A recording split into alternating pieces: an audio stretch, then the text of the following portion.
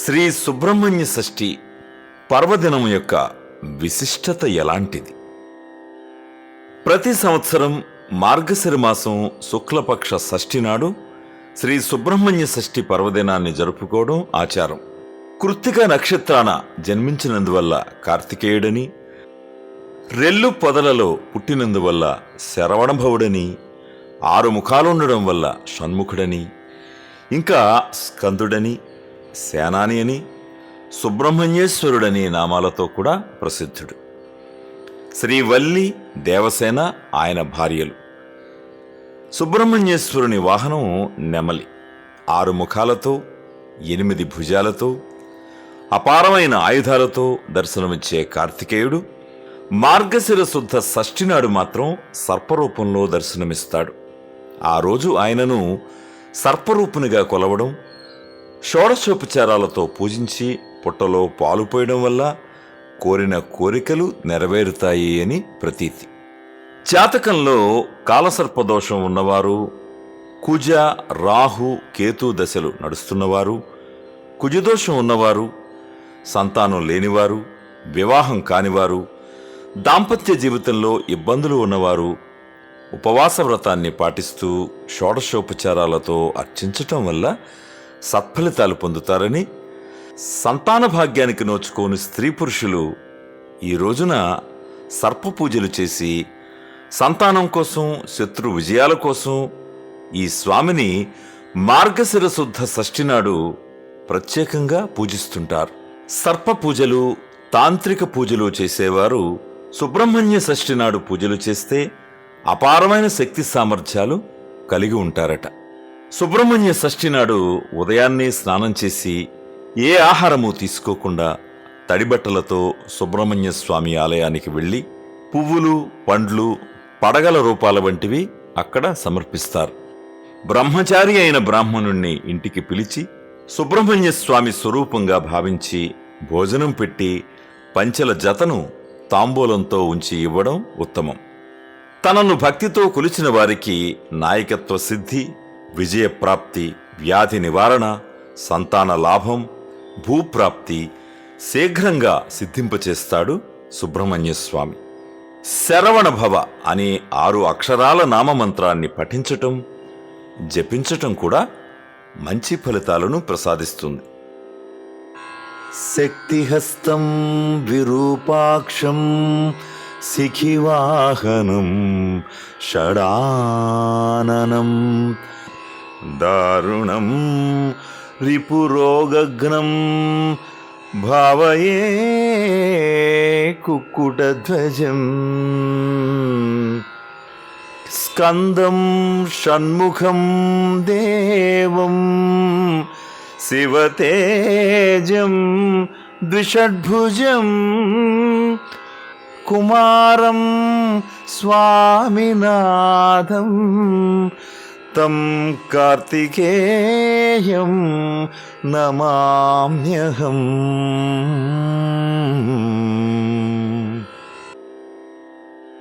ఈ శ్లోకాన్ని ఎన్నిసార్లైనా మనస్ఫూర్తిగా పఠిస్తే శత్రు విజయం చేకూరుతుంది. సుబ్రహ్మణ్య వ్రతాచరణం సంతానప్రదాయకం. సుబ్రహ్మణ్యేశ్వరుడు కారణజన్ముడు. తారకాసుర సంహారం కోసం జన్మించినవాడు. దేవగణానికి సర్వసేనాధిపతిగా పురాణాలు చెబుతున్న ఆ స్వామి సర్వశక్తిమంతుడు. ఆది దంపతులైన శివపార్వతులకు ముద్దుల తనయుడు. హిరణ్యకశ్యపుని కుమారుడు నీముచి. నీముచి కొడుకు తారకాసురుడు. ఈ తారకాసురుడు రాక్షసుడు. ఇతడు పరమేశ్వరుని గురించి ఘోర తపస్సు చేసి ఆయన ఆత్మలింగాన్ని వరంగా పొందుతాడు. అంతేకాకుండా ఒక బాలుడి చేతిలో తప్ప ఇతరులెవ్వరి వల్ల తనకు మరణం లేకుండా వరం పొందుతాడు. తారకుడి బాధలు పడలేక దేవతలు తమకొక శక్తిమంతుడైన బాలుణ్ణి ప్రసాదించమని శివుణ్ణి వేడుకున్నారట. శివునికి వారి కోరిక మేరకు కుమారస్వామి జన్మించాడు. కుమారస్వామి దేవతలకు సేనానిగా నిలిచి తారకుణ్ణి సంహరించాడు. అందువల్ల తారకుడి సంహారం కోసం జన్మించినవాడు కుమారస్వామి. అతనికి సుబ్రహ్మణ్యేశ్వరుడు అనే పేరు కూడా ఉంది. సర్పరూపుడైన సుబ్రహ్మణ్యేశ్వరుడు కుజునకు అధిష్టాన దైవం. అలాగే రాహువుకు సుబ్రహ్మణ్యస్వామి, సర్పమంత్రాలు అధిష్టాన దైవాలు. కొందరు కేతుదోష పరిహారానికి కూడా సుబ్రహ్మణ్యస్వామి సర్పపూజలు చెయ్యాలంటారు. సర్వశక్తిమంతుడైన సుబ్రహ్మణ్యస్వామి కరుణామయుడు, దయాహృదయుడు, పిలిచిన వెంటనే పలికే దైవం. మానవుని దైనందిన జీవితంలో కుజునికి అత్యంత ప్రాధాన్యం ఉంది. కుజుడు మనిషికి శక్తిని, ధనాన్ని, ధైర్యాన్ని ఇస్తాడు. అందువల్ల సుబ్రహ్మణ్య ఆరాధన చేస్తే అవన్నీ మానవులకు సమకూరుతాయి. అలాగే సుబ్రహ్మణ్యేశ్వరుడు సర్పరూపుడు కావడం వల్ల సర్పగ్రహాలైన రాహుకేతువులు సుబ్రహ్మణ్య స్వామి ఆధీనంలో ఉంటారని జ్యోతిష్య గ్రంథాలు చెబుతున్నాయి. అందువల్ల సుబ్రహ్మణ్య ఆరాధనం, సుబ్రహ్మణ్య పూజ సర్వశుభాలనిచ్చి రాహుకేతు దోషాలకు కూడా పరిహారంగా భావించబడుతోంది.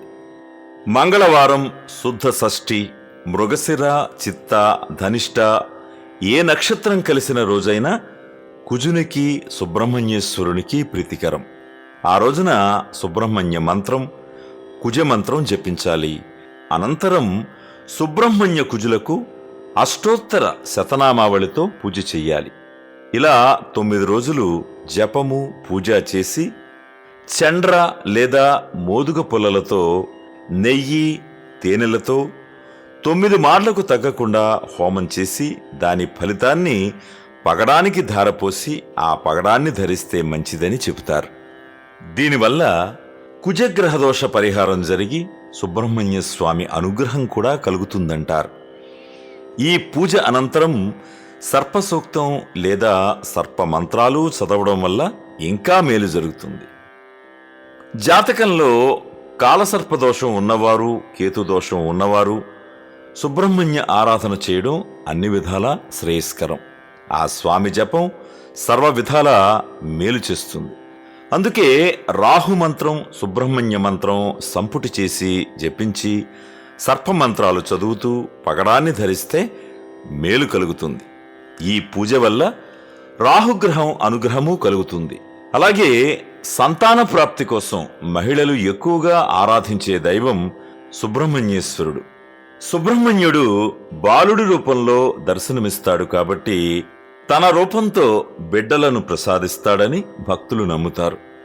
అందుకని సుబ్రహ్మణ్య ఆలయాలలో సంతానం లేని స్త్రీలు పూజలు చేయడం తరచుగా మనం చూస్తూ ఉంటాం.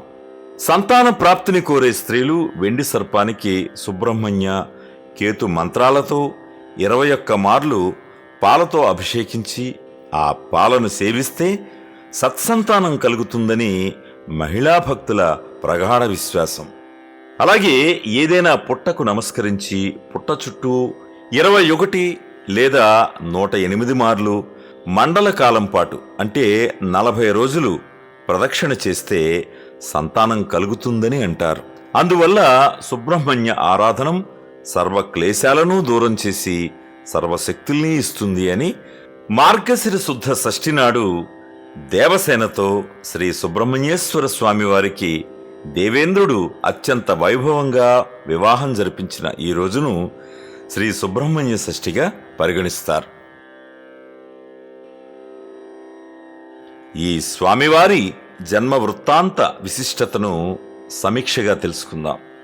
ఈ సుబ్రహ్మణ్య షష్ఠి రోజు ఎవరైతే స్కందోత్పత్తి చదువుతారో వారి పిల్లలు ఆపదల నుంచి రక్షించబడతారు.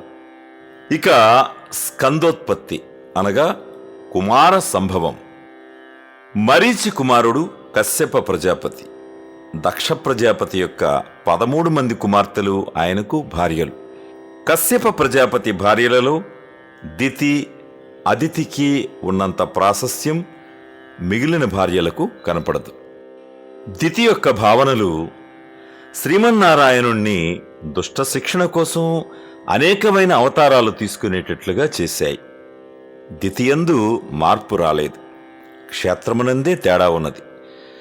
కశ్యప ప్రజాపతిని నాకు ఇంద్రుణ్ణి చంపే పిల్లవాడు కావాలి అని ఆమె అడిగితే అప్పుడు ప్రజాపతి నవ్వి, నీ కోరిక తీర్చగలిగిన వాణ్ణి నేను కాను. ఈశ్వరుణ్ణి సేవించు. నీవొక గొప్ప తపస్సు చెయ్యి. తపస్సు చేస్తున్నప్పుడు ధర్మంలో లోపం రాకూడదు. నీకు బిడ్డ పుట్టే వరకు అలా ఉండగలిగితే నీకు ఇంద్రుణ్ణి సంహరించగలిగే కుమారుడు పుడతాడు అని చెప్పాడు. ఆమెలోనికి కశ్యప ప్రజాపతి తేజం ప్రవేశించింది. ఆమె గర్భిణి అయ్యింది. లోపల గర్భం పెరుగుతోంది. ఇది ఇంద్రుడికి తెలిసి ఆమె దగ్గరకు వచ్చి, అమ్మా, నీకు సేవ చేస్తాను అన్నాడు. ఆమె ధర్మం పాటించి ఇంద్రుణ్ణి సేవ చేయడానికి అంగీకరించింది. ఒకనాడు ఆమె మిట్ట మధ్యాహ్నం వేళ తల విరబోసుకుని కూర్చుని ఉండగా కునుకు వచ్చి మోకాళ్ల మీదికి తల వాలిపోయింది. జుట్టు వచ్చి పాదాలకు తగిలింది. స్త్రీకి అలా తగలకూడదు. ధర్మశాస్త్రం ప్రకారం జుట్టు చివర ముడివేసి లేకుండా స్త్రీ తిరగకూడదు. జుట్టు అలా పాదముల మీద పడగానే ఇంద్రుడు ఆమె గర్భంలోకి ప్రవేశించి తన వజ్రాయుధంతో లోపల ఉన్న పిండాన్ని మారుదహ మారుదహ, ఏడవండి ఏడవండి అంటూ ముక్కలుగా నరికేశాడు. అప్పుడు దితి ఏడ్చి, కనీసం వాళ్ళకి నీ దగ్గర పదవులు ఇయ్యి అని ఇంద్రుణ్ణి అడిగింది. మారుదహ మారుదహ అని కడుపులో ఇంద్రుని చేత చెప్పబడ్డారు గనుక వారు మరుత్తులు అనే పదవులు పొంది స్వర్గలోకంలో వారి పదవులను అధిష్ఠించారు. దితికి మరల భంగపాటయ్యింది. కశ్యప ప్రజాపతి దగ్గరకు వెళ్ళి ఒక చిత్రమైన కోరిక కోరింది. నాకు దేవతలందరినీ గెలవగల కుమారుడు కావాలి అని అడిగింది.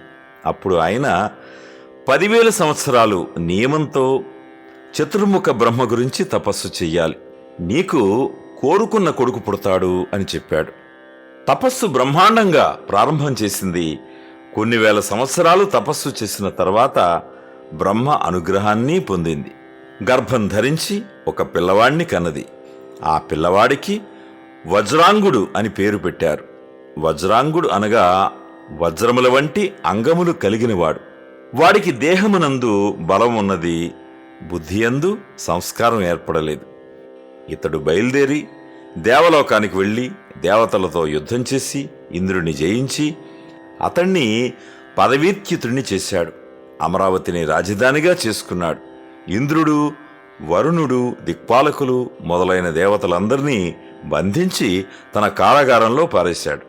బ్రహ్మ కశ్యప ప్రజాపతిని వెంట పెట్టుకుని అక్కడికి వచ్చాడు. వారు వస్తే వజ్రాంగుడు లేచి స్తోత్రం చేసి నమస్కారం చేశాడు. సముచిత ఆసనమును కూర్చుండబెట్టి అర్ఘ్యపాద్యాదులను ఇచ్చాడు. బ్రహ్మ, నాయన, నీవు చేసిన అతిథి మర్యాదకు చాలా సంతోషించాము. దిక్పాలకులకు పదవులను నేను ఇచ్చాను. నీవు వాళ్లను పట్టుకు వచ్చి కారాగారంలో పడవేశావు. నువ్వు విజేతవే, అందులో సందేహమే లేదు. కానీ వాళ్ల పదవులు వాళ్లను చేసుకొని అని చెప్పాడు. వాళ్ల మాట మీద వజ్రాంగుడు ఇంద్రుణ్ణి, తాను బంధించిన ఇతర దేవతలను విడిచిపెట్టాడు. వజ్రాంగుడు బ్రహ్మతో, మహానుభావ, అనుకోకుండా ఈవేళ నా కోసం ఇలా వచ్చావు. నేను నిన్ను ఒక్కటే ప్రార్థన చేస్తున్నాను. అసలు మనశ్శాంతికి ఏది కారణమో, ఏది నిజమైన తత్వమో, ఏది తెలుసుకోవాలో అది నాకు ఒకసారి దయచేసి బోధించవలసింది, ఉపదేశించవలసింది అని అడిగాడు. ఇటువంటి కోరిక కోరేసరికి ఆయన పొంగిపోయి, నాయనా, నీవు ఎల్లప్పుడూ సత్వగుణాన్ని పట్టుకుని ఉండు, ఈశ్వరుణ్ణి నమ్మి ఉండు, నీకు ఏ ఇబ్బంది ఉండదు. నీకు వరాంగి అనే ఆమెను భార్యగా నేను సృష్టించి ఇస్తున్నాను, తీసుకో అని బ్రహ్మ దగ్గరుండి పౌరోహిత్యం చేసి వజ్రాంగుడికి వరాంగికి పెళ్లి చేశాడు. వజ్రాంగుడు తన భార్యతో కలిసి నిరంతరం ధర్మాచరణ చేస్తున్నాడు. ఒకరోజున వజ్రాంగుడు భార్యను పిలిచి, నీకు ఏం కావాలనుకుంటున్నావు? ఏమీ బెంగ పెట్టుకోకుండా నీ కోరిక ఏమిటో చెప్పు అని అడిగితే, వజ్రాంగి, ముల్లోకాలను గెలవగలిగినవాడు, పాకశాసనని కన్నుల వెంట నీరు కార్పించగలిగినవాడు, నా కడుపున కొడుకుగా పుట్టేటట్టు నన్ను అనుగ్రహించు అన్నది. వజ్రాంగి వల్ల వజ్రాంగుడు మనశ్శాంతిని కోల్పోయాడు. పిమ్మట వజ్రాంగుడు బ్రహ్మను గూర్చి తపస్సు చేశాడు. బ్రహ్మగారు ప్రత్యక్షమయ్యారు. వజ్రాంగుడు నమస్కారం చేసి, స్వామి, వరాంగి కోరిన కొడుకును ఆమెకి ఇప్పించండి అని అడిగాడు. వరాంగికి తాను కోరుకున్న కొడుకు పుట్టాడు. వాడు పుట్టగానే చాలా పెద్ద అల్లరి ప్రారంభమైంది. వజ్రాంగుడు కశ్యప ప్రజాపతిని తీసుకువచ్చి ఆ పిల్లవాడికి తారకుడు అని పేరు పెట్టించాడు. లోకం మాత్రం ఆ పిల్లవాడిని తారకాసురుడు అని పిలిచింది. తారకుడు పెరిగి పెద్దవాడయ్యాడు. వానిని చూచి దితి, వరాంగి ఎంతో సంతోషపడిపోతూ ఉన్నారు. వాళ్ల కోరిక సంపూర్ణంగా నెరవేరడం కోసం తారకుణ్ణే బ్రహ్మ గురించి తపస్సు చేసి వరాన్ని పొందమని ప్రోత్సహించారు. తారకుడు కూడా తపస్సుకు బయలుదేరి తపస్సు ప్రారంభించాడు. ఒంటి కాలి మీద నిలబడి కళ్ళు తెరుచుకుని సూర్యుని చూస్తూ ఉన్నాడు. అలా 100 ఏళ్లు తపస్సు చేశాడు. తర్వాత ఉగ్ర తపస్సు మొదలుపెట్టాడు. అందులోంచి ధూమం పుట్టింది. అది లోకాలను కాలుస్తోంది. దేవతలందరూ బ్రహ్మ దగ్గరకు వెళ్ళి, ఇతని తపస్సు లోకాలన్నింటినీ కాల్చేస్తోంది, మీరు వెళ్ళి అతనికి ఏం కావాలో అడగండి మహాప్రభు అన్నారు. తారకుడికి ఎదురుగా బ్రహ్మ ప్రత్యక్షమయ్యి, నాయనా, ఏమిటి నీ కోరిక అని అడిగాడు. బ్రహ్మకు తారకుడు ఒక నమస్కారం పెట్టి, దేవతలందరినీ 3 లోకాలను గెలవగల శక్తిని నాకు ఇయ్యవలసింది. పురాణి అయినటువంటి పరమేశ్వరుడు మన్మధుణ్ణి దహిస్తాడు. ఆయన కామారి, ఆయనకు కోరిక లేదు. అటువంటి పరమశివుడికి కామవాంఛ కలిగి వీర్యస్ఖలనం అవ్వాలి. అలా అయితే ఆ వీర్యంలోంచి కొడుకు పుడితే వాడి చేతిలో నేను చనిపోతాను. ఆ మేరకు వరం ఇవ్వవలసింది అని అడిగాడు. బ్రహ్మ సాంబ సదాశివుని తలుచుకుని తథాస్తు అని భారంగా హంసను ఎక్కి వెళ్ళిపోయాడు. తారకునికి 3 లోకాలకు రాజ్యాభిషేకం చేశారు. దేవతలందరినీ పిలిచి ఎవరెవరు ఏ ఏ పనులు చెయ్యాలో నిర్ణయించి చెప్పేశాడు. ఇలా అందరినీ శాసించి చక్కగా సింహాసనం మీద కూర్చుని రాజ్య పరిపాలనం చేస్తున్నాడు. వాళ్ళందరూ కూడా శ్రీ మహావిష్ణువు దగ్గరకు వెళ్ళి, నీవే మమ్మల్ని రక్షించాలి ప్రభో అని వేడుకున్నారు. శ్రీమన్నారాయణుడు సుదర్శన చక్రాన్ని ప్రయోగించగా ఆ చక్రం తారకుని కంఠంలో పుష్పమై విరాజిల్లింది. అప్పటికి ఎటువంటి మాయ ప్రయోగించాలో అటువంటి విష్ణుమాయ చేసి శ్రీ మహావిష్ణువు అక్కడి నుంచి తప్పుకున్నాడు. అందరూ కలిసి బ్రహ్మగారి దగ్గరకు వెళ్ళారు. ఈశ్వరునికి కొడుకు పుట్టేటట్లుగాను, ఆ పైన మేము ధన్యులమయ్యేలాగను అనుగ్రహించండి అని వేడుకున్నారు. లోకమంతా నిలబడాలంటే శివుడికి కొడుకు కలగాలి. కుమార సంభవం జరగాలి అంటే పరమశివుని తేజస్సును స్వీకరించటానికి జగదాంబయే ఉండాలి. కామమే లేని చోట పరమేశ్వరుని యందు మన్మథుడు కామప్రచోదనం చేయగలడు అని తలచి ఇంద్రుడు మన్మథుడిని పిలిచి శివుని వద్దకు పంపాడు. మన్మథుడు వెళ్లి బాణప్రయోగం చేసే ప్రయత్నంలో ఉండగా శంకరుడు 3వ కన్ను తెరిచాడు. ఆ కంటి జ్వాలలకు మన్మథుడు భస్మమైపోయాడు. ఇంద్రుడితో సహా దేవతలందరూ వెళ్ళిపోయారు.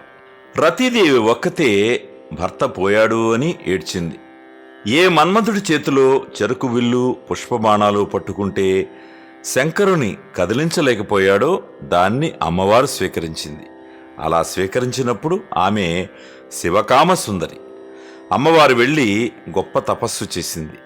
శంకరుడు బ్రహ్మచారి రూపంలో వచ్చి తన పెళ్లి తానే చెడగొట్టుకునే విధంగా మాటలు చెప్పాడు. అమ్మవారు దూర్త బ్రహ్మచారి, శివ వ్యతిరేకమైన మాటలు విన్నందుకు ప్రాయశ్చిత్తం చేసుకోవాలి, ఈ ప్రాంతాన్ని వదులుతావా వదలవా అని అదిలించింది. శంకరుడు నిజరూపం చూపించాడు. అమ్మవారిని వివాహం చేసుకున్నాడు. పార్వతీ కళ్యాణం జరిగింది. పార్వతీ పరమేశ్వరులిద్దరూ తల్లిదండ్రులుగా కనిపిస్తున్నారు. పార్వతీ పరమేశ్వరుల కళ్యాణం వలన ప్రధాన ప్రయోజనం కుమార సంభవం జరగాలి. అందుకు ప్రకృతి యందు ఉన్నది ఒక్కటే ఆచారం. మహాతపస్వి అయిన శంకరుణ్ణి అమ్మవారు ఆకర్షించింది. వారి దివ్యమైన క్రీడ జరుగుతోంది. దానినే శాస్త్రమందు మైథునము అని పిలిచారు. శివపార్వతుల దివ్యమైన క్రీడ 100 దివ్యవత్సరాలు జరిగింది. ఆయన అమ్మవారు ఆడితే ఆడతాడు, పాడితే పాడతాడు, కాని ఆయన తేజస్సు స్ఖలనం కాదు. అనగా ఆయన కామమోహితుడు కాలేదు. 100 దివ్యవత్సరాలు అయిపోయాయి. తారకాసురుడు దేవతలను చితగొడుతూనే ఉన్నాడు. శివుని తేజస్సులోంచే కుమారుడు పుట్టి తారకాసురుణ్ణి సంహరించగల మహావీరుడైన ఒక కుమారుడు కావాలి. కాని ఆ తేజస్సు పార్వతీదేవి యందు ప్రవేశించకుండా ఉండాలి. శివుడితో నీకు మాత్రమే కుమారుడిగా ఉంటాను అని సనత్కుమారుడు అనడం వల్ల పార్వతీదేవి సంబంధం ఉంటుంది గాని ఆ తేజస్సు అమ్మవారిలో ప్రవేశించి అమ్మవారి యందు గర్భం పెరగడానికి అవకాశం ఉండదు. పరమశివుడు అన్నింటినీ ఏకకాలమునందు నిలబెట్టగలిగినవాడు. దీనికోసం లోకం తన మీద నిందలు వేసినా మచ్చ పడడానికి సిద్ధంగా ఉన్నవాడు. 100 దివ్యవర్షములు గడిచిపోయినా ఆయనకు కుమారుడు కలగడానికి వీలుగా ఆయన తేజస్సు స్ఖలనం కాలేదు. ఆ ముడి విడిపోవడం ఎక్కడో చోట ప్రారంభం కావాలి కదా.